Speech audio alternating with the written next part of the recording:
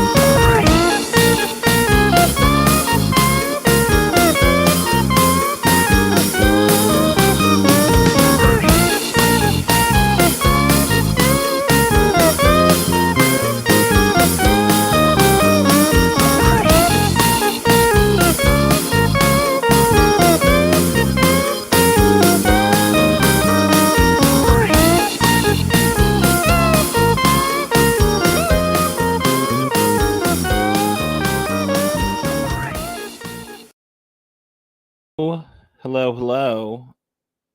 Welcome to Kernels of Truth, brought to you by Progress Kentucky. My name is Aaron Viles. I am very excited to be with you after a short 1 week break where we did not bring you Kernels of Truth. I'm sure you're all very, very sad. Didn't know where to go to hear Kentucky political news, the progressive focus.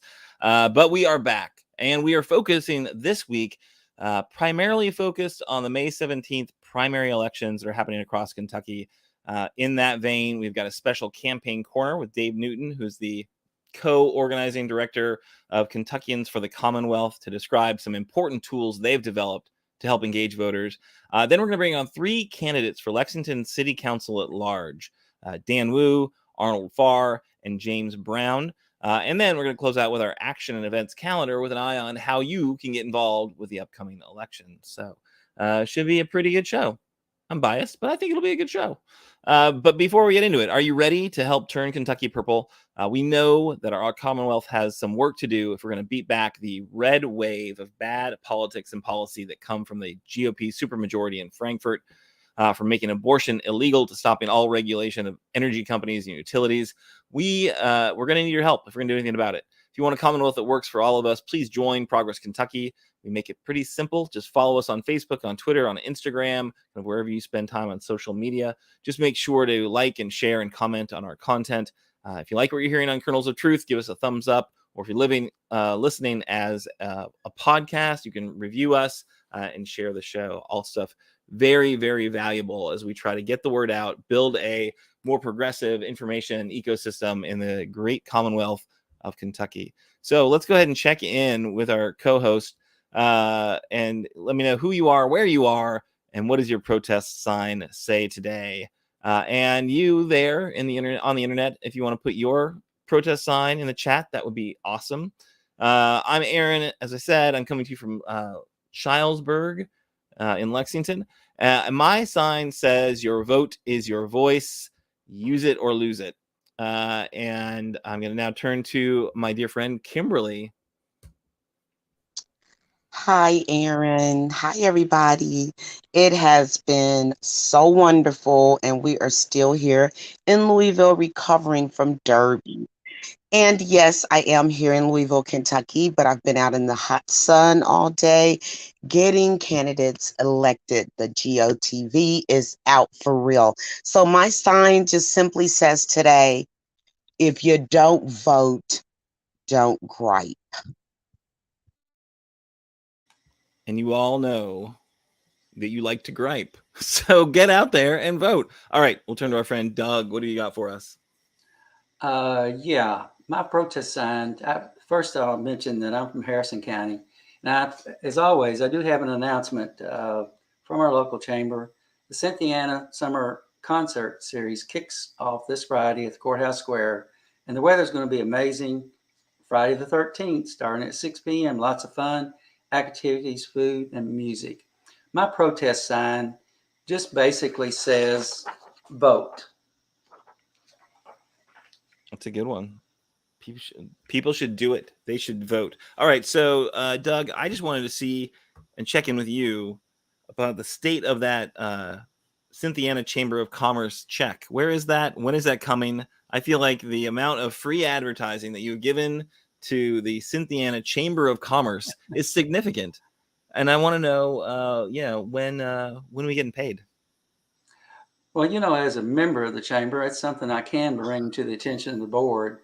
And so I'll update you on that as have more information. You're a member of the chamber? Yes. What clubs aren't you a member of, Doug? It is amazing. All right. Well, excited to get into this. I think actually we're going to do news of the week right now. And we are going to start with, I don't know if we've got it ready, but we could do this as a Doug Price is Right.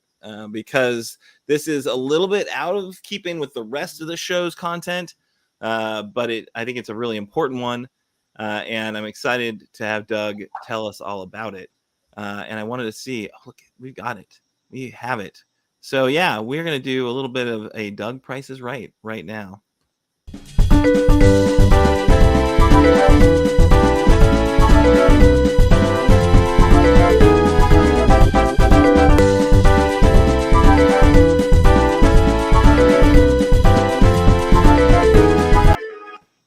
All right. What have you got, Doug? All right. Welcome to another edition of Doug Price is Right. I think Kentucky Republican legislators may have found something that is worse for our climate than coal mining, and that is crypto mining. Crypto uses more electricity and provides less overall income for our Commonwealth than any other venture in the world. Kentucky decided to support the industry big time in 2021 when House Bill 230 was passed along party lines to offer financial benefits to companies to open crypto operations in the Commonwealth. The bill's primary sponsors were Stephen Rudy and Chris Freeland, both representing parts of McCracken County, and Patrick Flannery, who represents parts of Boyd County. Freeland also represents Marshall County, where a couple of mining operations have taken advantage of cheap electricity in Kentucky and, of course, tax incentives. From all appearances, the largest operation is in McCracken County, again, the home of a couple of Republican legislators who sponsored the bill to provide tax breaks and that sort of thing. The owners appear to be from Chicago, and their company is based in Delaware. It is estimated that the McCracken County operation will generate 10 to 12 jobs, and the company has stated it wants to generate up to 100 megawatts to its site, an amount that could power tens of thousands of homes. Essentially, the revenue generated will not be spent in Kentucky. According to a report that was recently submitted to the EPA, there are other mining operations in Belfry and Martin County and several smaller gas to crypto operations in eastern Kentucky. All of this without any regulations related to environmental concerns or noise factors. And apparently the operations generate a constant hum that can be heard outside of the facility. The bill passed pretty much along party lines, 82 to 15 in the House and 29 to 7 in the Senate. I predict there will be bills passed in the near future that will attempt to claw back what happened in 2021. Will legislators reflect on the damage done or pass the blame? Recently, CNN reported there is a 50-50 chance that the planet will pass the 1.5 degrees Celsius threshold in the next 5 years. Does it seem like Kentucky is tops in some of the wrong categories? Kentucky has the 5th highest child poverty rate, is the 10th worst state to live in, according to a poll. It has the 15th highest obesity rate, and Kentucky has the highest cancer morbidity rate. Well, folks, according to the EPA doc, Kentucky is home to nearly 20% of the collective computing power of the country's proof of work cryptocurrency mining operations. Kentucky produces more carbon dioxide pollution from cryptocurrency mining than any other U.S. state, and has the 2nd highest carbon intensity for crypto mining of any state. China suspended crypto operations due to capital flight. I believe Kentucky might take this into consideration. Income generated from crypto facilities certainly benefits out-of-state owners. Progress Kentucky recently signed on to a letter to the EPA providing comments in response to a request for information regarding the energy and climate implications of digital assets. While Kentucky residents must bear with the noise pollution, air pollution, water pollution, and increased electricity rates from cryptocurrency mining, the profits do not remain in Kentucky. As a recent article examining the impacts of cryptocurrency mining in Kentucky described, some see echoes of what they say were the worst elements of the now largely defunct coal industry: out-of-state money, absentee owners, and huge fortunes made with little wealth trickling down to local communities. Despite this, the Kentucky state government, in a race to the bottom, has offered enormous tax incentives to this new industry, which have been estimated to cost Kentucky taxpayers about $9 million a year in lost tax revenue, despite the few local jobs and profits flowing out of state to increasingly centralized mining operations owners. These tax incentives include tax exemptions totaling 9% on electricity consumed at larger cryptocurrency mining operations, sales tax refunds on mining equipment, as well as potential incentives on income taxes and wage assessments. The Kentucky Center for Economic Policy recently argued that incentivizing the industry so heavily is a poor use of government funds because, among other reasons, it creates little local work. It's going to be interesting to hear the rhetoric when lawmakers realize the mistake they have made. Lastly, I want to say this. When I was researching the word crypto, I came across the word cryptosporidium. The definition: an infection caused by cryptosporidium parasites. I think perhaps the term could apply to crypto mining. Care to guess who were the parasites? Back to you, Aaron.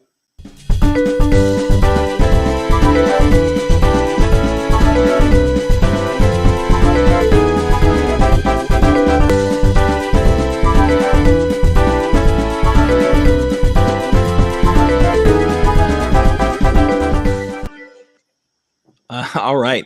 Thank you, Doug Price, for coming correct with the cryptocurrency story. So yeah, that is one that's been kind of percolating and popping up, and not shocking to learn that the Republican GOP supermajority leaned right on in and say, oh, more mining in Kentucky? Sure. Oh, we aren't considering the environmental impacts whatsoever? That seems perfect. And it is a little bit disconcerting. Glad to hear, though, that the Biden administration is actually analyzing the climate change impacts of cryptocurrency. Really interesting to see that, like, China has actually stopped it. So when China's stopping it because they're concerned about the impacts of it, it's a little bit frightening to think that we're following in their are slow to follow. China doesn't have the best track record for environmental protection. At least that's the impression that we're always given by Republicans. So I do think that it's really it's good that you've raised this issue, Doug. I know that we have recently signed on to some comments that the Kentucky Conservation Committee is going to be sharing with the Biden administration about the impacts here in Kentucky, and I think that's wholly appropriate. So thanks for going deep on crypto mining for us. All right, so that was Doug Price's Right. Now we're going to get into our election spectacular. So yeah, we've got an election. It's happening. It is, in fact, maybe happening now, depending on when you're listening to this. So we're live right now. It's Wednesday evening. Early voting starts tomorrow. So all across the state, you can vote early. Each county will have a specified location that you can go to Thursday, Friday, and Saturday to vote early. And then the election day is actually Tuesday. So that in that case, you'll go to your normal precinct location to cast your ballot. And there's just a range of different offices that are being decided. Of course, it's a primary election, so you'll be picking among Republicans if you're a Republican. which maybe there are some listeners, but you'll be looking at Democrats if you're a Democrat, or some nonpartisan races. There's plenty of nonpartisan races that you'll be deciding on. So, do your research. We're going to bring on in a few minutes Dave Newton from Kentuckians for the Commonwealth to talk about some tools they've got to help you figure that stuff out. What I used, what I found pretty useful was iwillvote.com.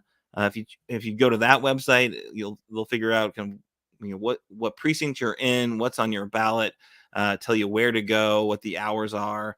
All that kind of stuff. So remember, we had, I found it useful, iwillvote.com, to give you some of that information that you need.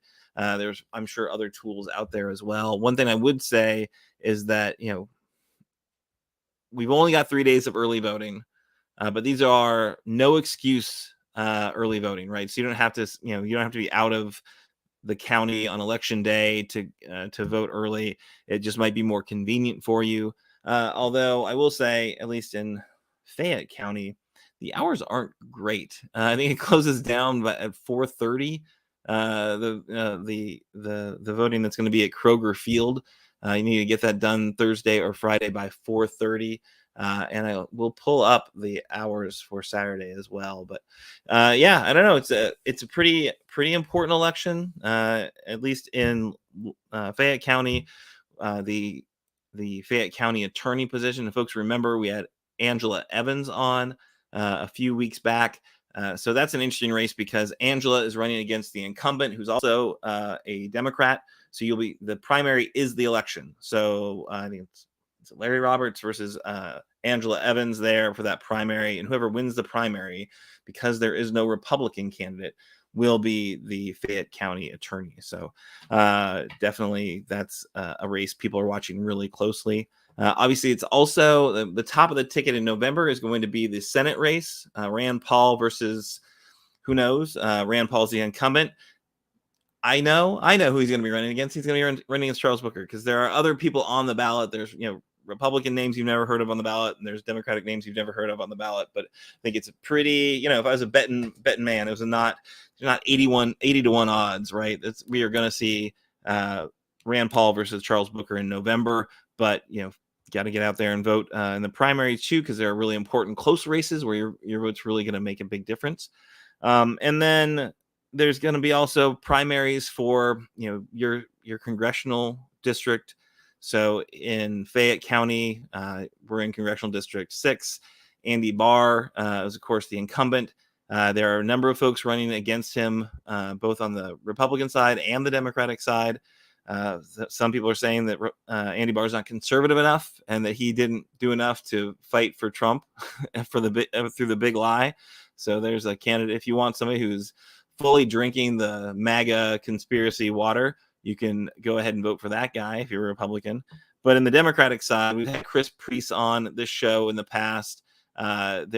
I will say that Chris Priest is a well-intentioned, thoughtful individual who would, I think, do a much better job for us in Fayette County than Andy Barr. Is an uphill fight. And he's also got Jeff Young, who might have more name recognition because Jeff Young's run for office about 1.5 million times here in Fayette County. You probably read his name on a ballot. Jeff Young, he's an interesting character. I believe there was a restraining order against him at the local Democratic Party because he brought a gun to a meeting at one point. It's my understanding. So it does seem like maybe not the most stable individual to be representing Fayette County, or even to go up against Andy Barr. So at any rate, it's, there's a lot of stuff on the ballot. I don't know, Kimberly, I know you've been out and about, very engaged. What are you looking at in Louisville? What's on your ballot that you're very interested in? Everybody here in Jefferson County is very, very interested, and I just don't know who's going to win the mayoral race here. Pretty much they say that the front runner on the Democratic side would be what they call someone who might be more established, and that would be David Nicholson. And then a newcomer that has garnered most of the money in fundraising, and also had an incident where a young man tried to shoot him in his office, and that's Craig Greenberg. And a lot of people are saying on the GOP side that it will be Bill Durham, which a lot of people like Bill. He was the Jeffersontown mayor for many years, and even Democrats like him. So it's going to be like a woo woo on who is going to win their prospective primaries. Also, along in this race, Congressman John Yarmouth has retired, as we well know. This is his last term. So we've got some people up like Morgan McGarvey, who's already our minority Senate leader. And then we've got Attica Scott, who is a state representative also. And there's some others as well. But it is very exciting. I'm seeing a lot of people being very energized by these races that we have here in Jefferson County. Excellent. Yeah, it definitely seems like, at least, so despite Kentucky being a deeply red state, we have at least one fairly bankable Democrat representing us in Washington, D.C. That's, of course, John Yarmouth's historic district. And now, as he's retiring, all eyes on that primary to see if Morgan McGarvey or Attica Scott will pull it out. What's your prediction, Kimberly? How do you think that's how do you think that race is looking? I'm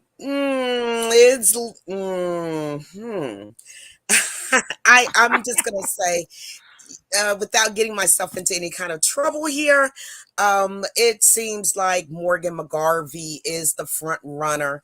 However, there are just a lot of people also, especially white women, that have told me that they're going to be voting for Attica Scott. However, people really like Morgan because they're saying to me that Morgan hasn't changed just because he's running for office. A lot of people are telling me that Morgan is always out there with the people. He's always having fun with the constituency. And so it's just like when Morgan's out here painting, people are telling me it's just like any other day for Morgan. Yeah, I think, can't go wrong with those options, right? I think, it's an embarrassment of riches there. I think you got a couple of wonderful candidates, and I will definitely be watching closely to see what happens. All right. And then, Doug, anything you're looking at? The Harrison County ballot? What's anything contested that you're paying attention to? You're muted. All right. Somebody has to do it, right? Might as well be me. Yeah. Our representative has been moved to another district through the redistricting process, put him closer to Savannah Maddox. And I think he probably really likes that. And we have Megan Brannon, who's running against William Lawrence. Megan is a Democrat. William Lawrence is a Republican. And of course, we're watching that race. I know who I'm going to be voting for. And I'm hopeful that Megan wins. I think she'll do a really great job. And I've heard some negative things about Mr. Lawrence, but I don't really know him. So, but I will be pulling for Megan. All right, sounds good. All right, and then I think we're going to move on now. Kimberly has at least one story that that she wants to share. And then before we get to our guest, our campaign corner guest, Dave Newton, and then, of course, our roundtable with the at-large candidates. So a couple important things to get to. But I know, Kimberly, we got to cover at least one story out of the Kentucky Derby, right? We're not a sports podcast, but there's some political news that happened around the Derby. What do you got for us? I mean, Kentucky Derby is very political, whether people do realize that or not. Thank you, Aaron. I like to start off by saying that the horse that won the 148th Kentucky Derby, Rich Strike, and it was 80-1. So if you put your money on Rich Strike, which he paid for every $2 you gave, he paid 100. You came away with some money, but people were just a little bit scared, I could say, because as soon as he won, he was trying to eat the other lead pony, and he got punched in the face. continuously. So it's been on today's show. It's internationally that they're getting on the guy that did it, but he did his job. Anytime a horse does something of that nature, they do get socked in the face. Just so everybody knows. So don't look at him like he did something. Rich Strike, I guess he was just so ecstatic and happy that he was a little hungry right after the race. Also, how about your favorite person? We haven't talked about him for a little bit. Trump. Yes, Trump came to the Kentucky Derby, and you could have seen Trump for $75,000 a person. And guess what, Aaron? Yes, he arrived late. Like, if you're paying $75,000 to come see somebody, you would expect that they would be on time. But no, Trump was being his oranginated self, and he was late to his own $75,000 person event. So, what did the people get for $75,000? Let me tell you, they didn't get any food. They got a picture with the former so-called president. I just want to tell you just one other thing, just really, really quickly. That in addition to that, um, the British news outlets have also reported that, the fans were not delighted to see Trump to come in. There was a lot of booing and bird flipping alongside the very, very low cheers when he arrived. So there's a lot of other things going on as well in Kentucky, but I'm just going to keep it right there to give you all a little rundown on the Kentucky Derby. And yes, I was out and about, and I went to a gala. Yes, and I looked absolutely a doll. And I had my eyelashes and everything on because I was right there as the MC for a gala that Jeffrey Osborne, and I know you all remember The Wings of Love. On the wings of love. Where is Nate when I need him? So he was the musical guest. And then we had a good time just going here and there and just being a regular person enjoying the Derby this year, other than going to all these other spectacular events. I just let everyone else do it. And we had a good time here in Louisville. Low crime, only one murder. We did pretty good this year. Back to you, Aaron. All right, just the one murder. That's good. I did love the story that hearing that he got some booze and that people were in fact flipping him off. So some people had a few, mint juleps clearly before Trump showed up late to his $75,000 person fundraiser. $75,000 it won't buy you class apparently. Anyway, really good to hear that rundown. And I guess since you're still here with us, you didn't make that bet on Rich Strike because, oh my gosh, what a payout. All right, we're going to get back to the elections. Again, we're all about the elections. This is primarily about the primary, this show. And we're going to bring on Dave Newton, who is the organizing co-director for Kentuckians for the Commonwealth. Of course, just a fantastic organization that anyone who's concerned about a more representative government and seeing their important issues addressed, they about Kentuckians for the Commonwealth. So they do a lot of work around the elections. I want to bring Dave on to share some of the tools that he has that they've developed to keep people informed, engaged, and available to get involved with the election. So Dave, are you here? I am indeed. Thanks so much, Aaron. It's really great to be here with y'all. So yeah, what I'm going to share just really briefly here is our website, KentuckyElection.org. It's something that I bet some of y'all are familiar with already. I'm going to screen share here just a second. One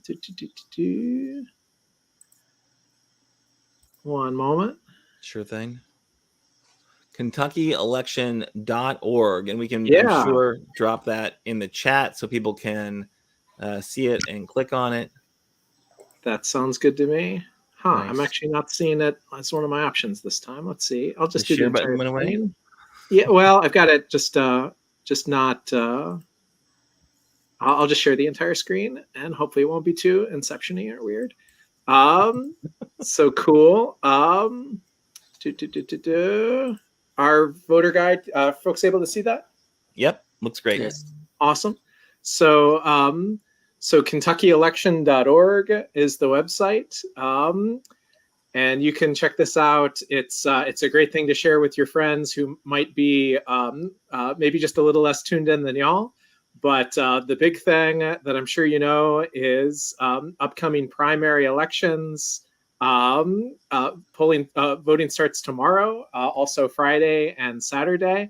And a lot of folks might not know their early voting location, so they can click here, check their county, find the time, find the location, etc.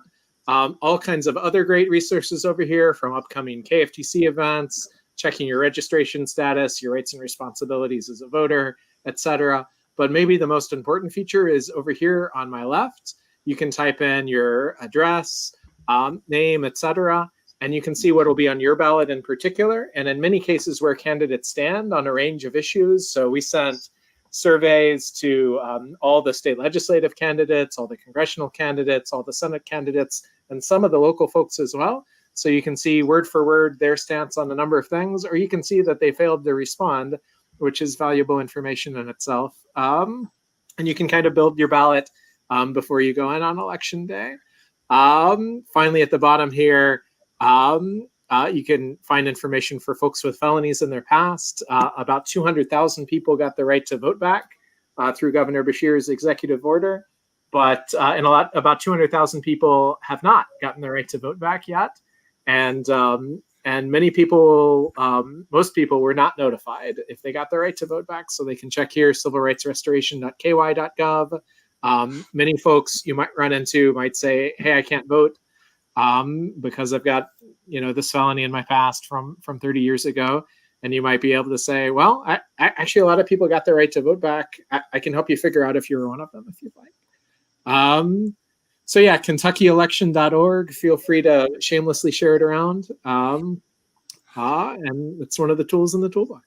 I like it. I like the fact that you can build your own ballot and see like all those down ticket races. I don't think I used it. I looked at what was going to be on my ballot, so I could do a little bit more research.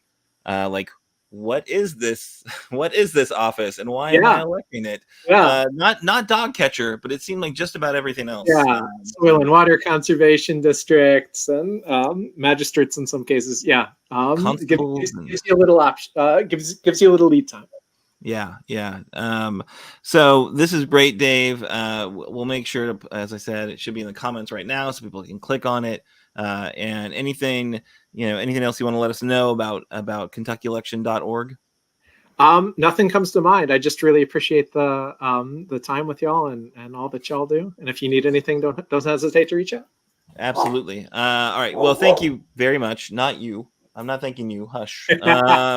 But yeah, we're going to move on now to our roundtable for our at-large candidates, and really exciting opportunity because it's one of the big things we'll be deciding here at Fayette County is who will go on to be on the ballot in the general election in November.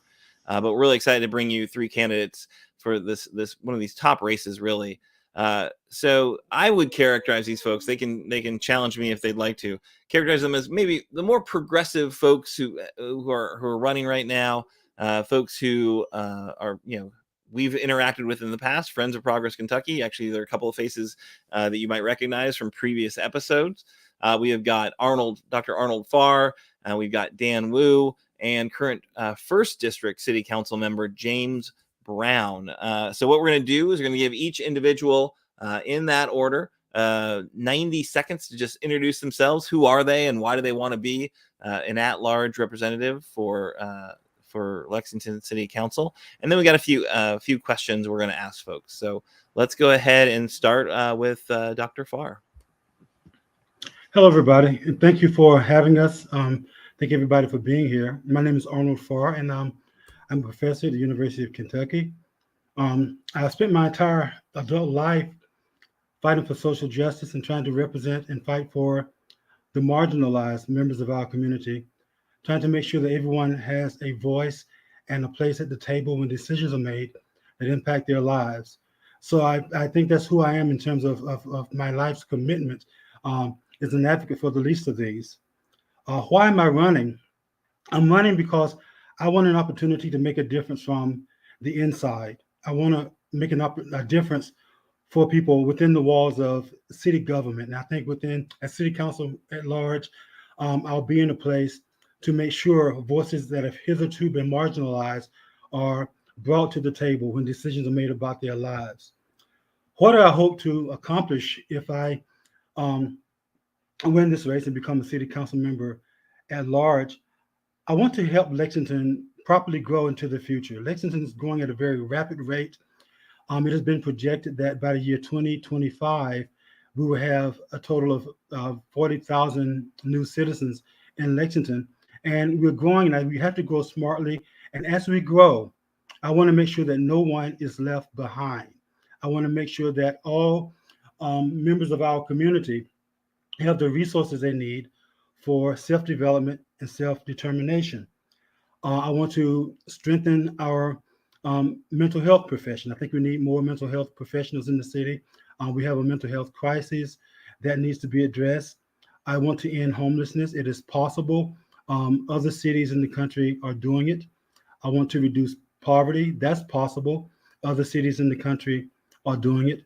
And I want to establish WIT houses. What that means is we have homeless shelters in the city, but I think there's only one that will admit you if you just happen to be intoxicated or high. The others tend to turn you away. And other cities have WIT houses where you can go in, you can get a room and be treated even if you're under the influence. And they have professionals there to help you deal with coming down from your high and hopefully getting off drugs and alcohol. So those are some of the things I want to accomplish because I think it is not always the case that members of our community are heard and their needs are considered when decisions are made that will impact their lives. I want to change that. So this is why I want to be city council member at large. Awesome. Thank you, Dr. Farr. All right, let's turn to Dan Wu.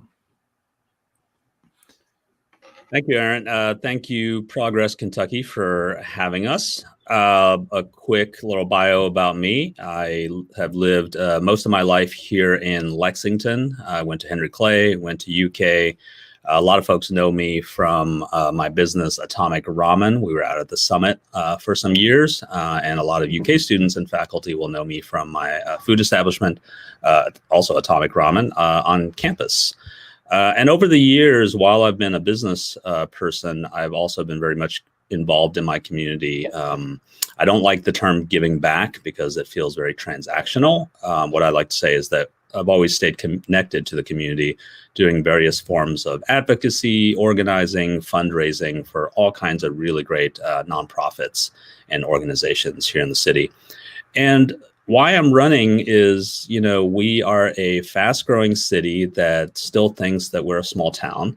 And there are elements of that that I really like. I like the fact that Lexington is very relational. It's all about like who you know, and you can get a lot of stuff done through these relationships. But our planning and our development has to really catch up to the fact that we are a mid-sized city of over 325,000 people and growing.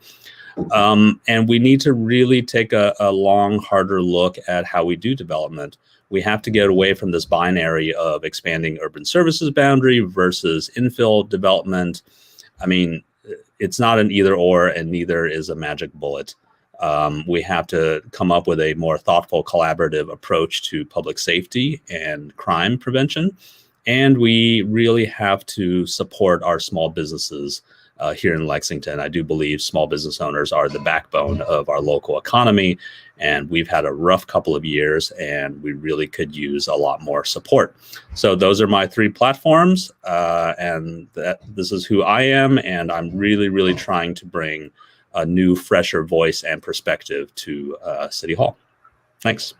Awesome. Thanks, Dan. And thanks for keeping it right at 90 seconds. That was like to the T. Very impressive. All right. Councilmember Brown, thank you so much for joining us. A little bit of an intro, who you are and why do you want to serve the city at large? All right. Thank you for having me this evening. I'm First District Councilman James Brown. I'm currently running for at large. I'm a Lexington native, born and raised here. Transitioned careers back in 2009. I left the automotive industry and started selling real estate full time. And during that process, got very involved with my neighborhood and the community at large, the business community, and also the Fayette County Public Schools. In 2015, I was appointed to the council to represent Lexington's 1st District. I had really no focus on getting involved with politics, but decided to up the ante a little bit on my engagement and community involvement, and have learned a lot. I've learned a lot over the years about how our city works, some of our strengths, some of our weaknesses, and hopefully have worked to address some of those challenges that we have as a community. Just last year, I decided to run for a council at large position. One of the reasons was to give other folks in the district, the 1st District, the opportunity to step up and lead in a way that they haven't had the opportunity before, and decided that, I still have a lot to give back to the community, and my experience in representing Lexington's 1st District has prepared me to represent and be an advocate for other residents in Lexington, Fayette County at large. I think we have a lot of challenges as a community, but we also have a lot of good things going for us. And I think it takes fresh ideas, leadership that's willing to listen and be open-minded about solutions and new possibilities for our community. And think that my experience representing the 1st District has prepared me to represent Lexington in an at-large capacity. So that's it. So thank you. Great. Okay, so I want to touch on something that Dan actually mentioned in his opening remarks. This idea of the growth boundary. I know this is an issue that the city council is going to have to make a decision on. Right? It's going to be on the agenda for gentlemen if you're elected to the city council. And you said it's not binary, Dan. It's not either or. It's not, we do infill or we expand the growth boundary. I live out in Childsburg, which is, I think you can throw a rock to the growth boundary. And it's definitely, we're jam packed, walls after wall after wall of beige vinyl siding. I don't know that this is I live here, but I don't know that that's the charming neighborhoods of Lexington really writ large by Ball Homes. So yes, I understand that there's the need for more affordable homes in Lexington, and developers really like to do what Ball Homes has done out here, and they have a way of making money with it.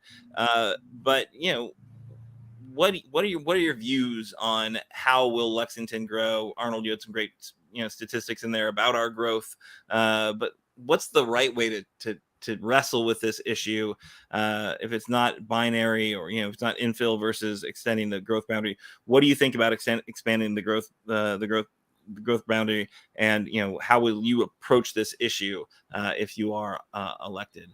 And we'll kind of go backwards. So we'll start with Councilman Brown.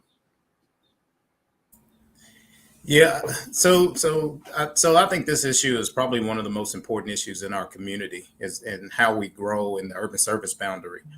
And I don't think it's so much as how do we expand the boundary, but I think there's opportunity to have a conversation about what areas in our community are most appropriate to bring into the urban service boundary. And I think that there's a lot of factors that go into that. To be frank, the expanding the boundary to create affordable housing is not what would happen. I think, it is proven that, affordable housing is not built in that area, but I think what it could potentially do is create opportunity for more housing, which create movement in the market. I think we can be intentional about, if that's the direction that we decide to go as a community, what do those developments need to look like in regards to the different housing choices, the different land that can be used to create jobs and opportunity. And then also, we have to continue to focus on infill and redevelopment. I think government has a responsibility to help make development easier in infill and redevelopment. And then also with our affordable housing fund, we're also subsidizing housing, but we're not keeping up with the pace that we're growing as a community.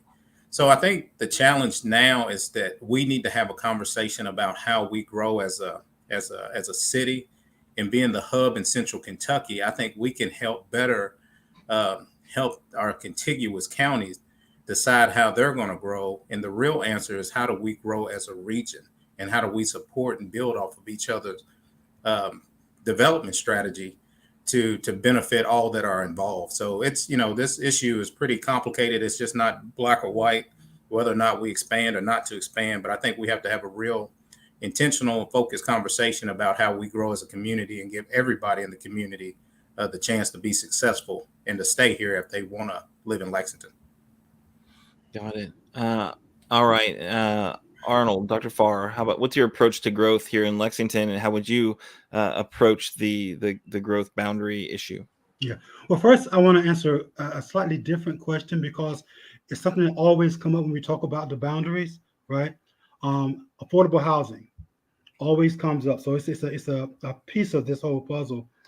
I think we need to have a rigorous debate about what affordable housing is.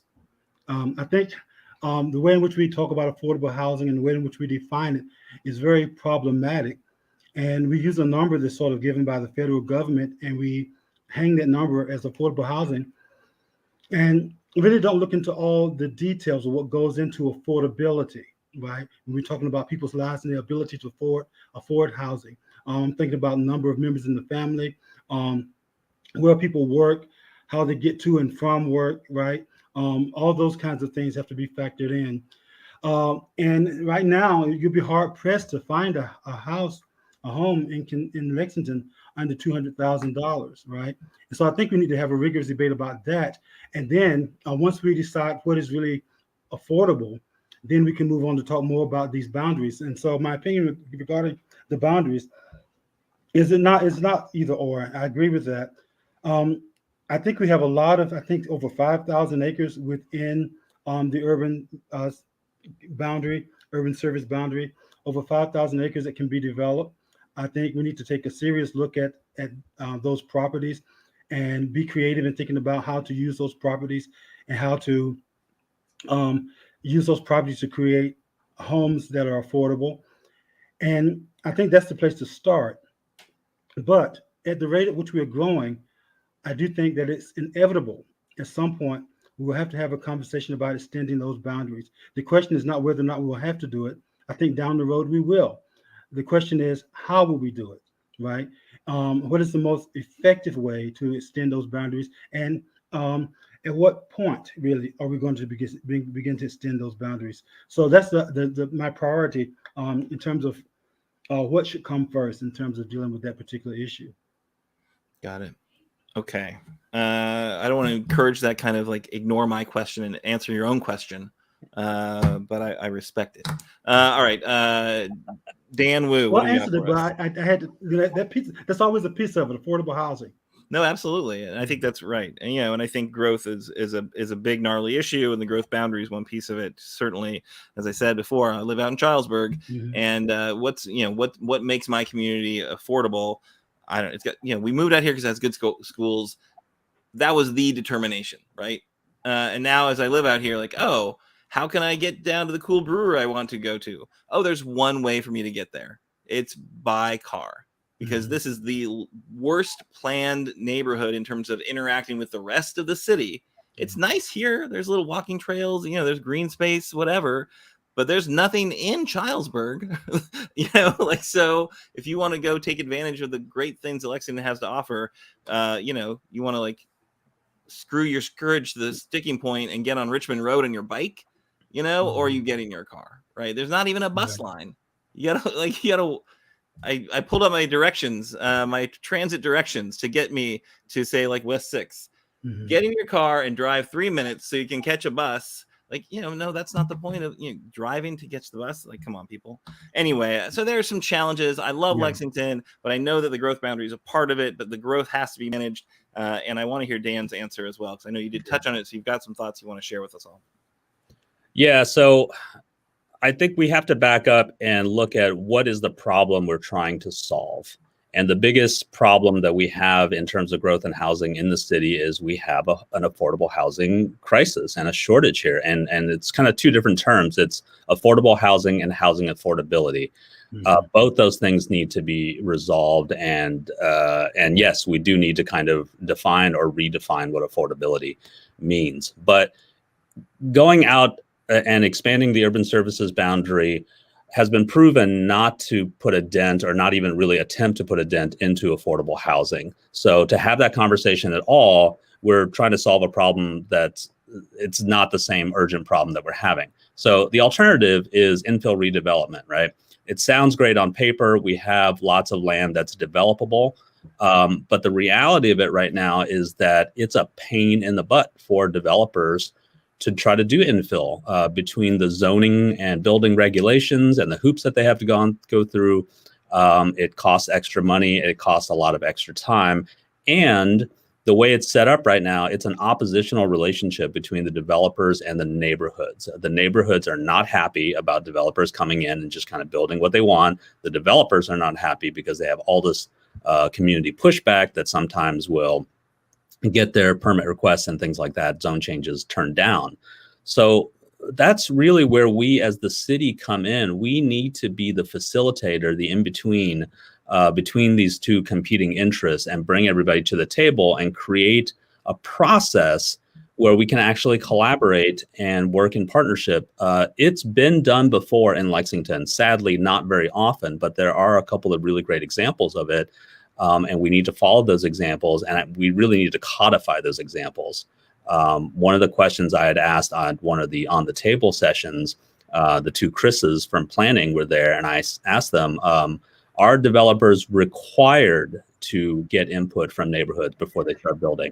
And they said, no, it is recommended. Well, we all know how strong recommendations go in that kind of process. So we need to take a long, hard look at the processes in which you do these zoning changes, in which the city itself makes zoning changes. There's some stuff that's going to be talked about tomorrow night, actually, about Waller Avenue between, I believe, Harrodsburg and Nicholasville. They're planning to rezone and kind of densify that area. So that conversation is very much ongoing. So for me, I think expansion of the USB is an eventuality, but it's not a solution right now. What we really need right now is creative and more gutsy solutions to do smarter and better infill redevelopment. All right. So I'm going to ask you one more question. Then I'm going to turn to my co-host to see if they've got a question for you. I am really excited because what we've seen right now is some kind of historic federal investments in infrastructure, right? So the bipartisan infrastructure law was passed. That will provide a lot of opportunity for cities to seek funding, right? So a lot of the money for these different programs will be, kind of dictated, but some of it will be grants, right? So you'll have to actually have your act together as a city to be seeking the grants for things like EV charging infrastructure or some of the other projects and programs in the bipartisan infrastructure law. What would your approach be to these kind of federal funds that are kind of historically becoming available? Is this something you've been paying attention to at all? Is it something you would work with city council staff or other folks in management of Lexington to work on, or is there anything that you're excited about in this opportunity? I'm excited about it. Obviously for me, EV charging is a real important. I don't know if you guys heard it, but the governor claimed that we are the EV battery manufacturing capital of the country in his remarks after the Kentucky Derby. So I don't know if that's actually 100% right, but it's close, right? He's three big EV battery manufacturing plants are going to be here in Kentucky. He landed these very big investments from Ford and another company, but there's very little being done in Kentucky to embrace EVs or to encourage the transition to EVs. We're more than happy to build the batteries here, but I guess, we're not going to have charging for you necessarily if you want to buy one of these vehicles. So I am looking for a lot more kind of progressive leadership in this space. I don't know if there's something you guys have thought about, or is it just my hobby horse? I'm the only one that cares, but it does seem like there's a lot of federal money available, and smart cities can take advantage of it if they get their act together. And so I want to see if you guys have thought anything about these federal opportunities. And we'll kind of go again back the other way. So Dan, we'll start with you. Yeah, I think just like the ARPA money, I think this federal infrastructure money is a tremendous opportunity. It's, once maybe in a generation kind of opportunity. What I really want to see us do is not just look at what have we been doing and what do we need to fix. We have roads that have potholes. We have sidewalks that need to be fixed. We have other infrastructure, whether it's broadband, electrical, sewers, water, all of that stuff. There's a lot of necessary stuff that's happening, but we absolutely need to take a look at what do we want Lexington to be 10, 20, 40, 50 years from now, and we need to build the groundwork for that. So whether it's EV charging stations, whether it's more sidewalks, whether it's more walkable neighborhoods, whether it's protected bike lanes. I mean, to be a cyclist in this town is to take your life into your own hands. And, we have 2 teenagers at home, and we won't let them ride their bikes on any of the major arteries, because it's too dangerous, because the city is built for cars. The developments are built for cars. The roads are built for cars. And we need to really diversify that and start thinking about pedestrians, cyclists, and public transit. I think this infrastructure money has the potential for us to really start talking about things like light rail or regional transit. Right now, over half of Lexington's workers live outside of Lexington. So while on the one hand, we're trying to solve the housing problem and trying to get more of our workers to be able to actually live and play here in Lexington, the reality is half of them already don't. So I would love to see us put some real effort into building some more regional partnerships with our surrounding counties and cities, and really start thinking about regional transit and something light like rail. So those are all sort of, very forward-thinking ideas that we really, really have to look at when we're talking about this kind of opportunity. Awesome. Thank you, Dan. Now, Arnold, same question to you. What are your thoughts about kind of these federal funding opportunities, and what would you like to see them spent in Lexington? Well, I think a city is only as strong as its weakest link. And I think we need to sort of look where our citizens are struggling most in the city. Again, everybody who knows me knows that that's my priority.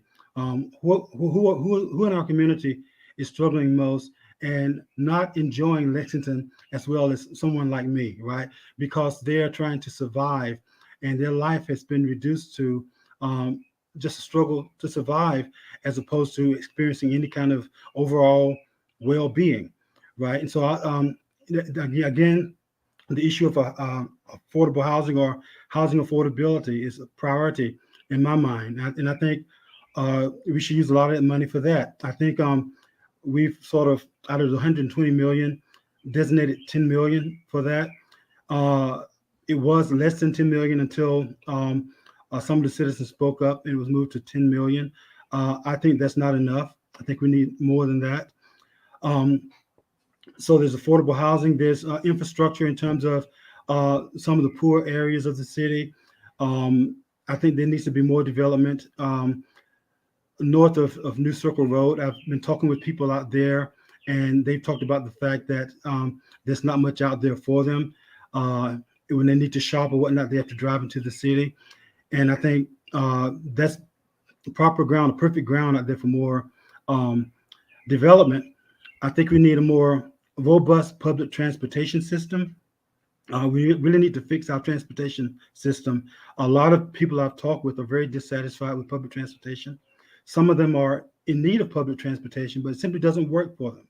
I was talking with a woman not too long ago who took the bus to work and then had to stop because the bus came roughly 10 to 15 minutes before she got off from work. So she had to miss that bus and wait for more than an hour for the next bus, right? And that's just unthinkable. And I think we can do a lot better than that. So the housing problem, the poverty issue, and public transportation would be at the top of my list when we receive any resources from the federal government or whomever. Great. Thanks, Dr. Farr. All right, Councilmember Brown, same question. Thank you for the question. I agree that, we have to invest this money in a way that makes travel in all forms more accessible and more beneficial to everybody that lives in Lexington. We have a pavement management plan. You really don't think about pavement and the cost and the allocations of those funds until you hit a pothole. So I think there's an opportunity for us to actually put some real long-time investment that's needed in our pavement management plan. We also have the opportunity to invest in work with LexTrain in regards to public transportation. I think, making that more accessible, giving more opportunities for folks to use that amenity, but then also working to change the perception. I heard an idea at the on the table conversations about partnering with Fayette County schools to start to change the mindset about public transportation and getting folks to use that as an option. I think that's something that we can use that funding to help change the mindset of folks in our community in regards to riding LexTran. And then also improving the pedestrian and cyclist facilities that we have in this community. I think as we look to create more places and opportunities for us to connect to one another as a community, I think the trail systems that we have in the park and the trail systems that we have are set up to give us the maximum opportunity to connect as a community. So if we can use those funds in a way that we don't create reoccurring costs and actually create and look for opportunities to be more environmentally sustainable, I think that would be what's best for our community to maximize that federal investment, that one-time federal investment that's coming to our communities. So excellent. I will say this, no one has said climate change, and that makes me a little bit scared. I've got two young daughters, and climate change is real, it's happening, and we need to make sure that we as a city are both not contributing to it further, doing everything we can to have as green of an impact, a footprint as possible, but also that we are planning for it, right? Because the impacts, if you heard earlier, what did Doug say? You had a 50-50 shot of keeping us within 1.5 degrees of climate change, of increased temperature. And that's not good. 50-50 odds are not great. Obviously, we've seen recently long odds can sometimes pay off, but really important that we have plans to do the right thing for our community, which is dealing with what's going to happen, which of course means warmer temperatures. It means more intense rain activity, and also what are we doing to kind of mitigate our impact by having more renewable energy and having opportunities for that renewable energy to be distributed. And again, as I said before, like EVs, and making sure that we can move to a cleaner transportation system as well. Any thoughts about that? Just really quick, I know we're going a little bit long, but I wanted to give everyone like 30 seconds to talk about how you're going to center the environment in the work that you do. Is it something you are considering, or is this the first time you're thinking about it? We'll start with Councilmember Brown. Thank you, Aaron. I think most of us try to stay to the question that you ask and not veer too far off. Maybe that's why we didn't go into it. But fine. Just recently, the city has created a new position and hired a person in that position, and that's an environmental sustainability coordinator. And I think that that's pivotal, and that's going to be central to the work that we do as elected officials. I think anything that we can do to help reduce our carbon footprint and help the city be an example for not only the public, but also the private sector, I think could benefit us holistically in regards to being more protective of our environment. Right now, there are some ideas and there's some proposals that came into the American Rescue Plan public input sessions that I think are viable options in regards to looking at new solar opportunities, recycling facility here in Fayette County, and then just being more environmentally conscious as we move forward. I know we're already have some C&G fleet. I think the opportunity to increase that is there. And I think, there's a plan that's already been looked at. I think we need to update it and put the resources and the political will behind it to make a lot of those things happen that need to happen. Awesome. Thank you. Dr. Farr, how about you and our climate change plans? Yeah, the first thing I would do is have the city undergo an environmental justice audit. And so that we may have a more detailed knowledge of the nature of our problems and the sources of those problems. And that would be the first thing I would do. Also, advocate for a more robust recycling program. I think we can do better. I would also advocate for a robust composting program. And I think that's very important. We don't really do that, but I would advocate for that. I would advocate for a greater use of solar energy. And those are sort of the beginning for me. But yeah, I think you're right. The environmental crisis is serious, and we have a lot of work to do in that area. Lexington hasn't scored so well as of to date in that area.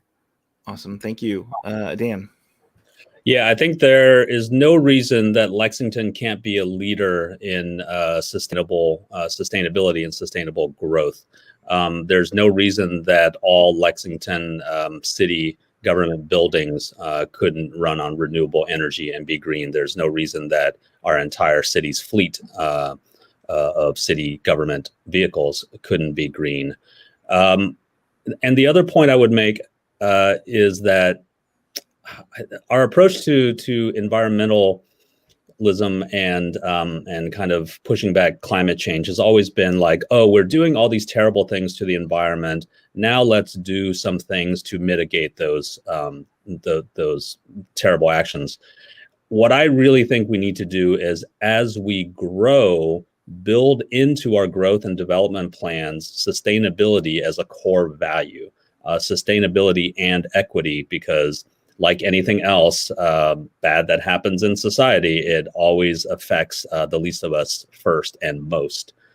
So if we can start developing and continue to develop and grow as a city with the built-in ideas of walkability, bikeability, tree canopy, sustainability, just the simple fact, you're talking about living out in Charlesburg and how you got to drive to anything. Just the simple fact of, if we start developing neighborhoods that are basically built in, with retail, with restaurants, with services, with offices, people can walk to work, bike to work. That in and of itself starts to slow down a lot of those impacts, I think. That's wonderful. All right. So thank you, all three of you, for coming on, for giving, some of the final hours of your campaigns, the first phase of the campaigns. I hope all three of you will have a second phase for your campaigns, but appreciate you sharing your views. And we've got in the comments, Annabelle has shared your Facebook pages so folks can go and find out more about what you're working on, what you'd like to work on more. And maybe, I don't know if you guys are looking for volunteers in the final push.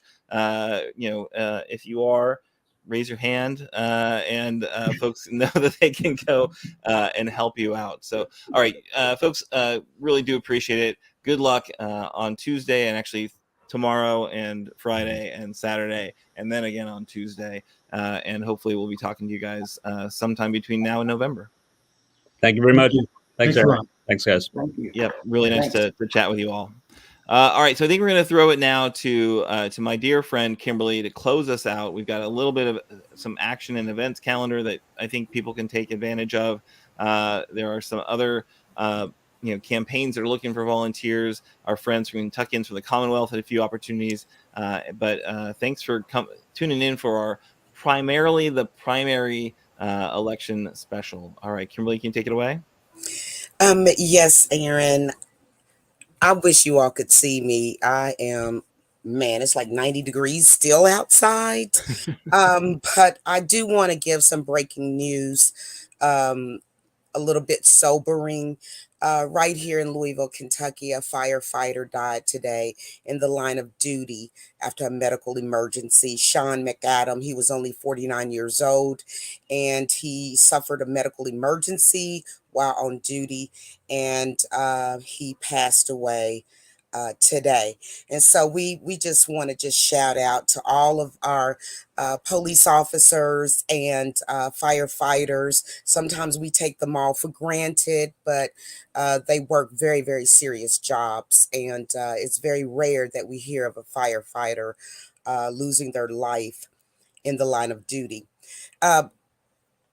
Dan Wu, James Brown, Arnold Farr, they were all there. Aaron, you did a good job today. I just want to give you a shout out for the forum that you did tonight. It was absolutely amazing. I learned so much and makes me want to come there and vote. Okay. So some of the things that we have going on, call to action, there's going to be canvassing on Saturday for the Lexington GOTV. There you can go to mobilize.us /KFTC/event/453423. And you can go and help out there. Also, there's going to be a text bank this Monday coming up at 6 p.m. to get those last minute voters on the phone. And actually, the links are going to be in the comment section. So you guys in Lexington, please show up. These elections are so important. And then in Central Kentucky on election day, there's going to be a phone bank all day long. So those are some of the things that you guys can get involved in there in Lexington, also in Central Kentucky. And just know that I'm here in Jefferson County doing my part as well. So Progress Kentucky needs you. We are not messing around. We are going to make our state more politically engaged and win more progressive representation. And we do have a plan to do it, but we need your support to make the plan really, really work and become a reality. How about manifestation? You know, this is like the trend word. If we keep saying it, we'll put it out into the atmosphere and it will come back, of which we ask it. And we need more progressive people. Let us not forget what just happened to us with Roe versus Wade. Okay. I don't know if you know, but it has been brought out that the Supreme Court will be voting to get rid of Roe versus Wade. Okay, so otherwise, next week, we are going to be right back here. And it's going to be great because I am manifesting that we will have lots of positive news to tell you about all of these races all over our state. Okay. And, the at-large spots on the Lexington City Council, May the 17th, is fast approaching. And we want to continue to help voters sort out their options and learn more about the local election process. So that is why we had tonight Dan Wu, Arnold Farr, and James Brown on the show to give you some idea of what's going on. So let me do our disclaimer really quickly here. Progress Kentucky is a nonprofit organization registered with the Kentucky Secretary of State, organized as a 501c4, is affiliated with the Indivisible Project and the Commonwealth Alliance Voter Engagement, otherwise known as CAVE. Progress Kentucky's goal is to educate, organize, increase voter turnout, and advance a progressive agenda through civic engagement. Our logo and some graphic content was provided by Couchfire Media. For more information, you can go to couchfiremedia.com. Production tonight was always, she just does so wonderful. Annabelle Nagel, thanks so much for your help in getting the kernels of truth out to the people. Hooray for Annabelle. And I know we've been talking about it like forever and ever and ever and ever, but it's true. It's true. The Jones Report will be coming back this Sunday. Yes. I can't believe it myself. We finally got it together. And our guest, yes, he used to be a co-host, but our guest is going to be Mike Breuer, talking about his new book that is an Amazon bestseller. You would love this book. It's so suspenseful. It's so good. And thank you, Nate, for the theme song. You can find more information and music at natosongs.com. And if you miss our weekly live stream and your friends weren't able to get on tonight, just tell them to go to the Progress Kentucky page. All of our videos are on there for your viewing pleasure. And if you're outside working in the yard, you're on your job, you're doing all these type of things that we as people have to do nowadays, called multitask, you can always listen to us on basically all of the available platforms like your Apple, your Google, your Spotify, and wherever you happen to get your podcast. And as I say, every single week that I'm here, I don't know if the guys are doing it when I'm not here. So, ladies and gentlemen, let me know if they're not telling you to do something nice for somebody. And the thing that you can do now until we meet again, take somebody to the polls. Make a phone call, text, talk to your next door neighbor, put a sign in your yard, canvas, do whatever you can do to save our democracy right here in Kentucky. You have that right. You have that power. And until next week, with all of our manifested good news of candidates that won, we'll see you back 7 p.m. next week, Wednesday. Have a good week.